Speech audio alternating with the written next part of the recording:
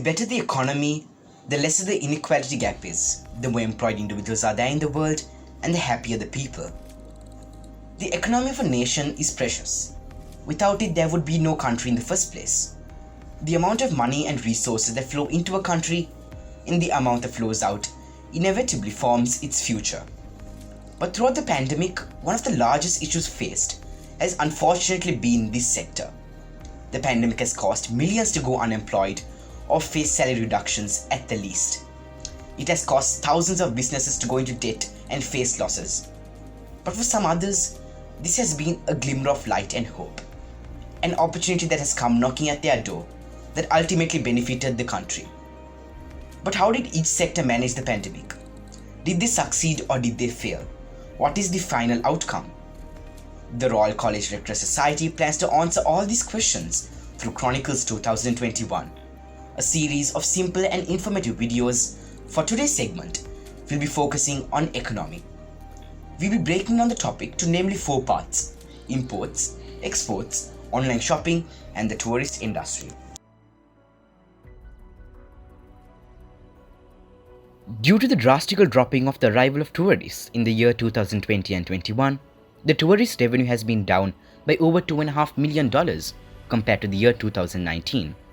Due to the pandemic situation, many businesses have been closed due to the lack of tourists and the shortage of labor. This is a 3-phase plan implemented by the Sri Lankan Tourism Alliance to counter this. Phase 1 is on immediate crisis responses, which immediately started providing relevant, timely communication and information updates on COVID-19 across all Alliance social channels. Phase 2 is ongoing crisis response.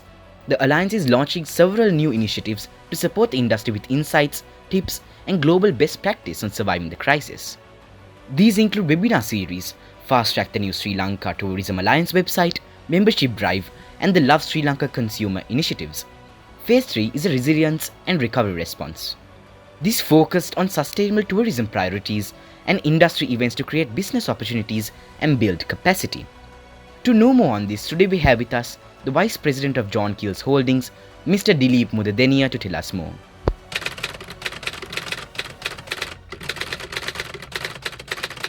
The new paradigm is still on, so it's a new challenge for the entire tourism industry, the entire supply network, starting from hotels, travel agents, guides, attractions, airlines, you name it, every touch point of the industry has been hit.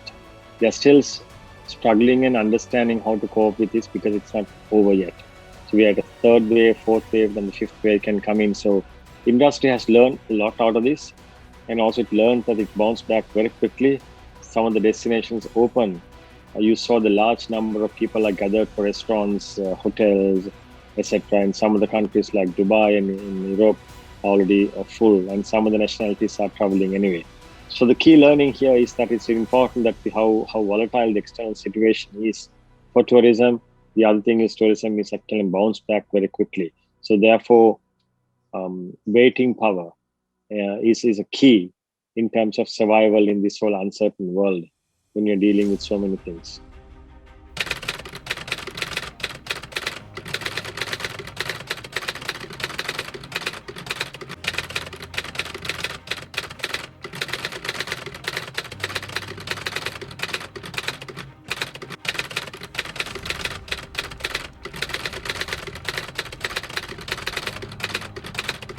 Yeah. So this is, we are one of the first hotel chains to receive this. So Sri Lanka Tourism Authority very correctly came out with certain guidelines to ensure that there is enough sufficient protocols are in place for the safety of the travelers, both domestic and foreign. So this included from the time of your arrival, you go to the room, and from the out of the room into the buffet table, etc. In-house, front of house areas as well as back of house areas. So starting from how you clean a room, what kind of sanitization that you should do, how do you actually pack your materials or towels and other elements into that, and after you check out what kind of practices you should do in terms of cleaning and deep cleaning. And then also when it comes to the buffet table, how do you lay out the buffet, how do you serve, the sneeze guards were in place, and then in terms of the preparation of food, etc. etc. So this whole thing actually came in with additional cost when we didn't have enough The room reservations or enough occupancies to adhere to that was a commercial challenge. But nevertheless, as a responsible brand, Cinnamon adapted to all those things and comply 100%. And as a result, we were one of the few hotels, first hotels to get the required license. Not only that, we pioneered the concept of World Travel and Tourism Safety and Standard security for the entire country, and we've also got received that as a result of that. So it gives an assurance for people that the safety protocols are basically taken in place, and we take it very seriously, and people actually pay confidence in the brands that are actually specially establish such safety standards, very high standards, and because they care about themselves and the spread of COVID. So we have done our part, bringing that. The challenge is, of course, the strict protocols to maintain and the cost escalation when there's a less occupancy. And but the good side is that when you have such stringent policies in place, the consumer will actually play confidence, and then will be able to visit our hotels without an issue.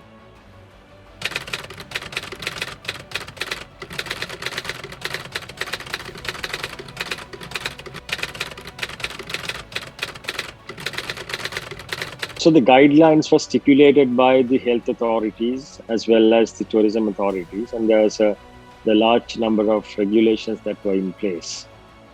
We, for example, had limitations now for the restrictions in usage of certain outdoor facilities such as swimming pool, in terms of the number of rooms that we can occupy for a day. We couldn't go for all 100% occupancy of rooms. We could only go for 50% of the occupancy. And then also when they check in, of course, contactless check-in that we call it. Earlier, they used to go and sign, put your name, etc. in front of somebody. So we gave total solution where contactless checking, and they could actually get into the room without much of a disturbance on the way. Then from the time of arrivals, the baggage clearance and the baggage sanitization is an important element. And then, of course, when they come back with their laundry or any other room service, also we put a lot of precautions in cleaning those. And when it comes to the buffet table, again, as I told you before, they were actually given a lot of restrictions. But of course, we didn't compromise on the quality and the experience that people were having. And when it comes to pool side, there were actually certain restrictions on how many people can be in the pool at a given time when it is open. And then also the pool opening hours, we had to take certain shifts and numbers. And those were new experiences when they had to come and curtail their freedom to some extent. But nevertheless, I think all the people were very much in line with it. And then in the recent past, we also introduced new protocols for the foreigners who are coming in for the first time. They have to get the visa before that, and before the visa, they have to get registered and approval. They have to get PCR on arrival. They will also have to get another couple of PCR depending on the duration of their stay. And then only they can actually, after the 14th day, after a required number of negative PCR tests, that they can go to the community, etc. So all those were actually a part of a bubble operation, part of a safety net that was there to ensure that the entire country is safe. So I must say that because of these areas, the safety net that was put in place have very much protected the tourists from spreading any other kind of virus to anyone else. So I think it was actually quite commendable when you look at the numbers, the number of people who have come. Actually, everyone has gone without any much of an issue, only very few cases, but those few cases were very much detected within a bubble concept and as a result of the strict protocol introduced by the health authorities.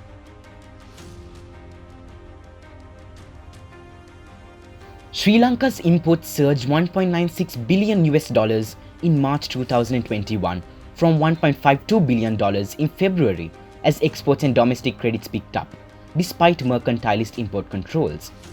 Analysts have warned that imports will rise as private and state enterprise credit picks up, and import controls were a mercantilist mistake. Private credit picked up to 79.4 billion rupees in February from 25.7 in January and rose further to 112.2 billion rupees in March. In March, import generally goes up due to the upcoming New Year season. However, when credit is financed by printed money, foreign exchange shortages and balance of payment deficits take place. Imports in Sri Lanka surged 52.1% on a year-to-year basis in April to $1,707 million, mainly due to the resurgence in purchases of fuel machinery, equipment textiles, and articles thereof, So what are the steps that professionals are taking at the import sector? Today we have with us the Chief Executive Officer of Singer Group, Mr. Mahesh Vijay Wardana, to tell us more.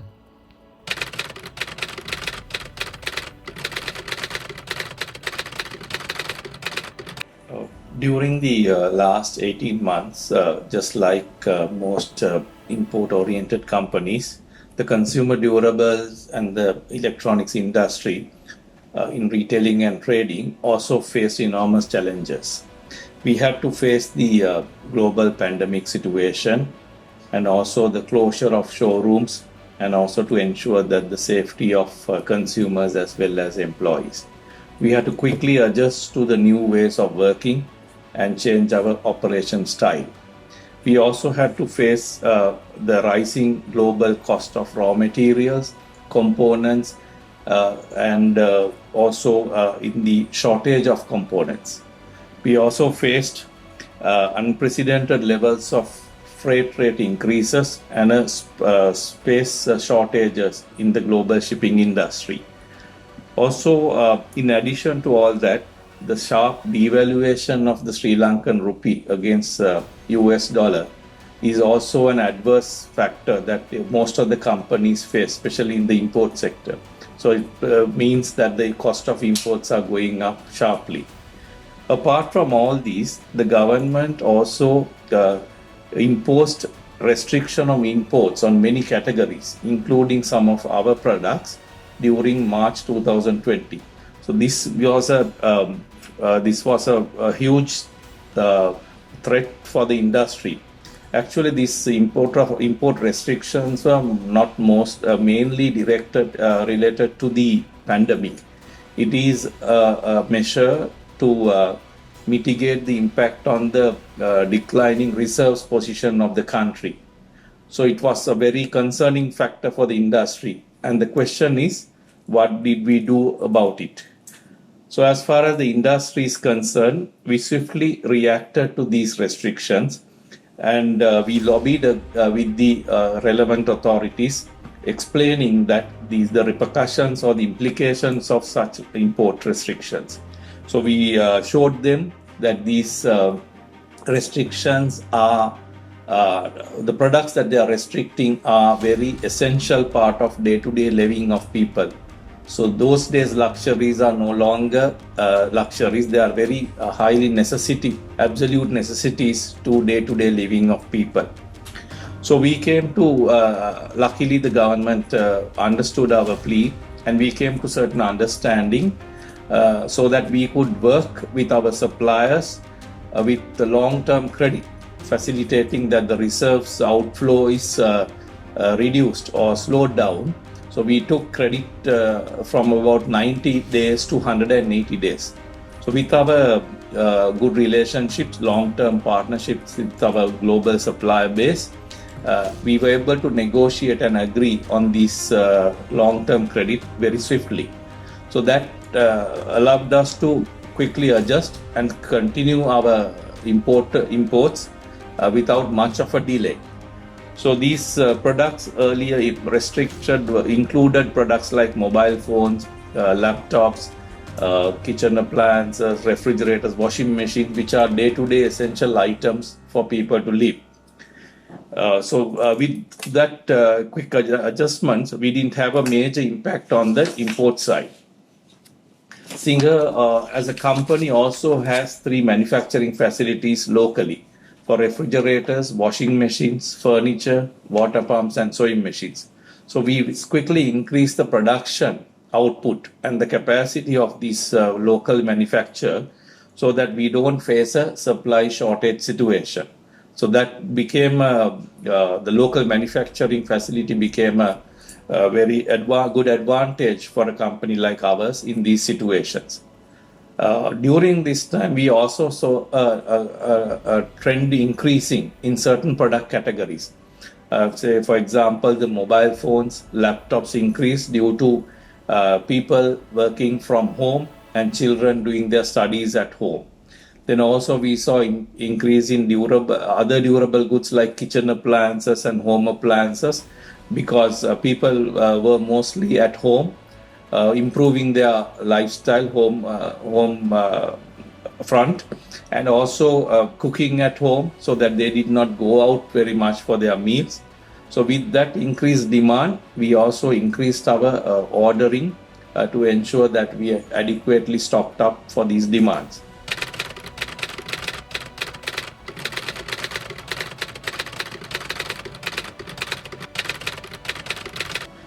When you talk about the import countries, because of this global pandemic situation and certain global increase in demand, we also saw long lead times, a huge production constraint in our supply base also. So we saw the lead times from about normal 2 months going up to 4 months, 5 months. And also the shortage of components, because they could not cope up with the required quantities of components, such as let's say panels, chipsets, like that. So that's again a difficulty that the industry face in ensuring that the supply situation. So even now, we see a lot of uncertainty in these situations. They are not gone away 100%. We also see the US dollar to rupee rate being unstable and very volatile, which is a big question for the import companies.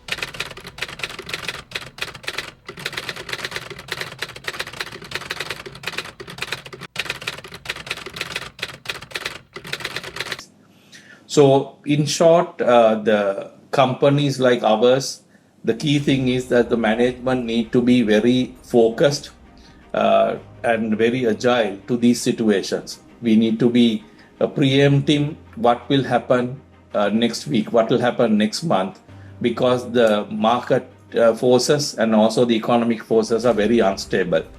So the companies that have adjusted quickly, very agile, and also saw what is happening early, have succeeded in these challenges and also gone ahead without much of a difficulty. So the message from me is that as management teams, it is very important that you have a good collaboration, a good teamwork, to ensure that we predict the future, what could happen as much as possible, and ensure continuity of business. Thank you. COVID-19 had wide-ranging impacts on Sri Lanka across all business sectors of the economy.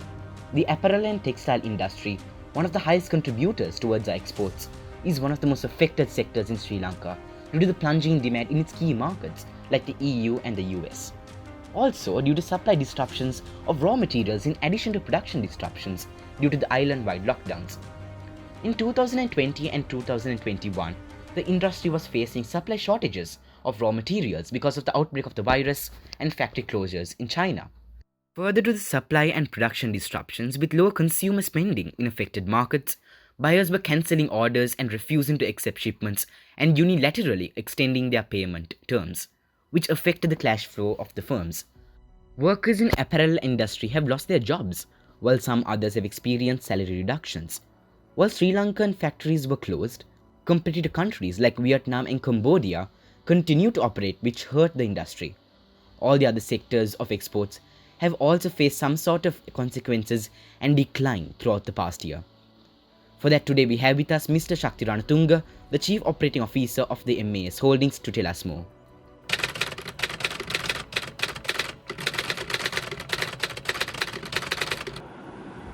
The pandemic impacted the apparel sector in two different ways in the year 2020 and in 2021. In April of last year, when the pandemic hit us, the first thing that impacted us was the supply chain. The majority of the raw materials comes from Far East and also from China.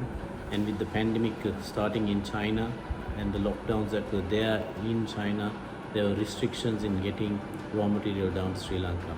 What happened was this created a bottleneck in terms of us providing goods to our customers.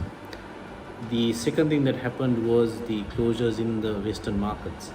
As soon as the pandemic spread towards Europe and the US, immediately there were shutdowns, the footfall in the malls dropped and the retail industry in the markets that we served started closing down. So immediately the orders were cancelled or pushed back or put on hold, and we saw a drop in our order book. And that's so the biggest challenge in the year 2020 was trying to keep the business afloat in a period when the order book was dropping or reducing. In 2021, with the commencement of the vaccinations and the lockdowns, there was a change that took place.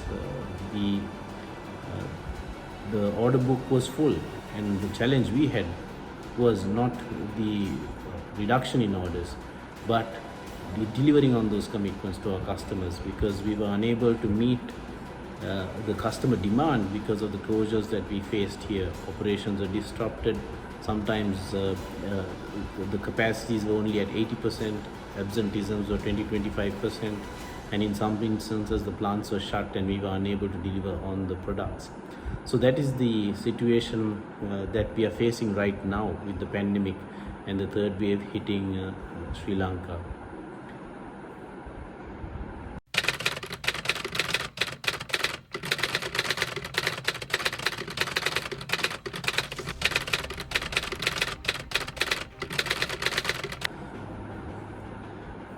The precautionary measures that we took in the first wave, we followed the government regulations in terms of social distancing,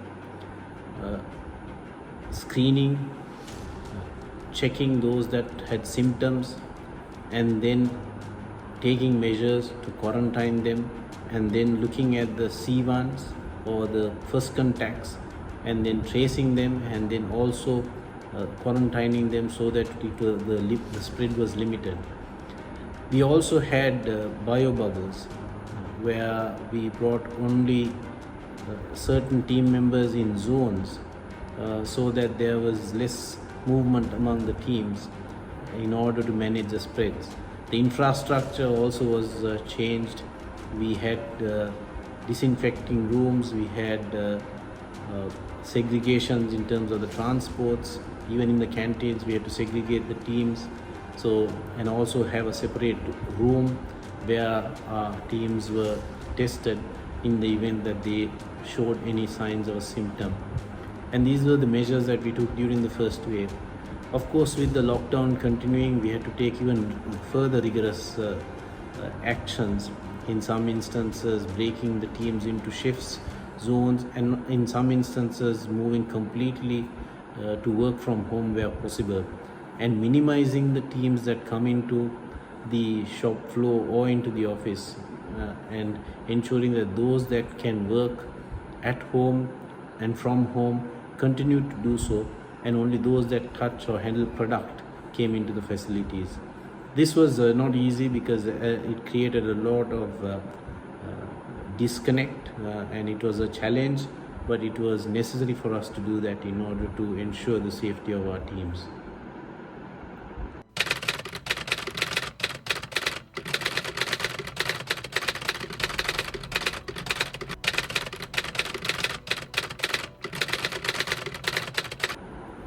In terms of the impact, although a lot of measures were taken, not only to do the PCR testings, the rapid antigen testings, the screenings, continuously ensuring that the facilities were disinfected, and ensuring that the zones and the bio bubbles were maintained, it was a challenge.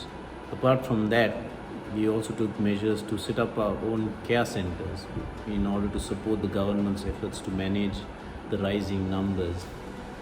Also contributing towards building the infrastructure in the hospitals in the proximity of our facilities, wards, in terms of some instances providing the capacity to provide oxygen, numerous amounts of beds, ventilators, etc., in order to support the efforts to curb the challenge.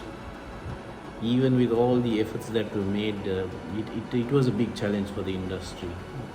For the team members, it was very difficult, even going to a shop or even going to getting on a bus the identification with the industry caused them to be harassed in some instances, and that was a big challenge for us because that, you know, really made it difficult for them to come and do their work. Hopefully, with the awareness and the work that's been done to educate the teams, and as increasingly people understand the nature of this pandemic, hopefully this situation and the challenges that the teams face in the industry will reduce, and we will be able to continue and contribute to the growth and the economy.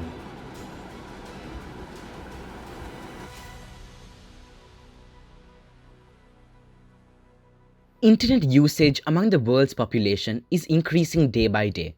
The situation in Sri Lanka is also the same. Although many studies have investigated about e-shopping behavior among consumers, very few studies could be found from a Sri Lankan context. Hence, there is a gap in literature on e-shopping behavior among the consumers in Sri Lanka. The purpose of this study is to understand about e-shopping behavior among the Sri Lankan consumers. The data were collected using a questionnaire among randomly selected 322 consumers. Findings have revealed that the majority of educated and employed consumers are interested in doing e-shopping, but they hesitate to purchase expensive and luxury products due to the lack of trust towards e-retailers. They have the willingness to pay only an amount between Rs 10,000 to Rs 25,000 as the maximum amount per online transaction. Finally, the study recommends some managerial implications and some areas for the future researchers to study about e-shopping behavior among Sri Lankan consumers. To learn more about the current state of e-shopping in Sri Lanka, today we have with us the founder and chairman of the Sri Lankan e-commerce platform Kapruka.com, Mr. Duli Therath.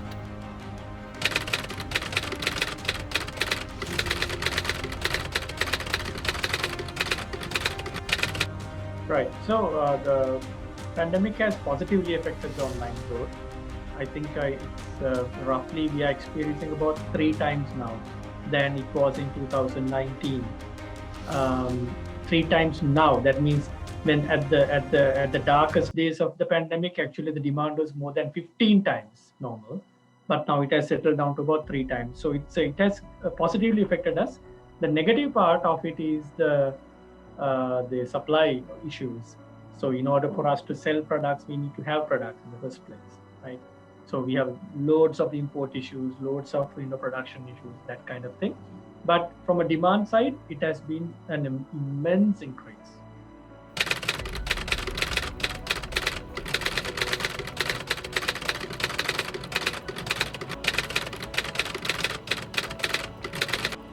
So it's 2 separate questions. Okay. Products that are imported into the country goes through standard sanitization, especially depending on the origin of the country. If it is coming from India, Thailand, US, China, etc. Right. So it goes through normal sanitization before it hits our warehouses and fulfillment centers. When it comes to the employee security or the safety, rather, our primary goal is to make sure that they are vaccinated. Right now at Kapruka we are at 100% vaccination, whereas I think everybody above the allowed age range for vaccination has already been vaccinated. So I think that creates a huge herd effect in the working space itself. And the second thing we've done is we've broken everything into 2 teams. So there's always an A team and a B team. If you take customer care, if you take fulfillment, if you take the software engineering part, they all have 2 teams. And they don't work together. So A team will never meet the B team. If A team comes to office, B team will decide to stay at home.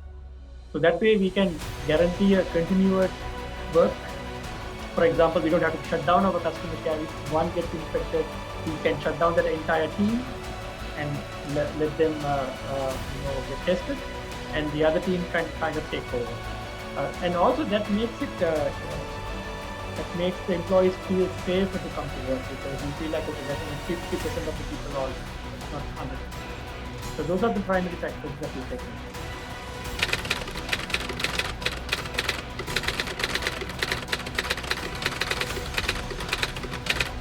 So, well, when it is a hard lockdown, it's always the grocery. And when it is not a hard lockdown, like right now, it's always the clothing. So it's not the electronics, it's not the the air conditioners, the microwaves, the blenders, the laptops, and the tabs. No, it's actually not that. Usually, globally, electronics is the number one in e-commerce. But after the pandemic and after most of the retail shops and the malls are being closed, we are seeing a huge peak in clothing and fashion. So when I say clothing, this is men's clothing, women's clothing, children's clothing, and then in this fashion as well. It's not just jewelry. It's about the handbags, the matching shoes, the accessories as well.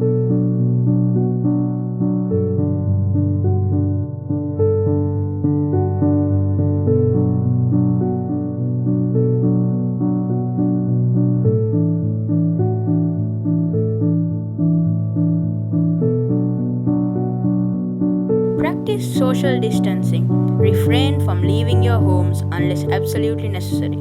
Keep your mask on at all times, and most importantly, make sure you wash your hands. Together, we can make a difference. A message from the Royal College Red Cross Society and Dettol.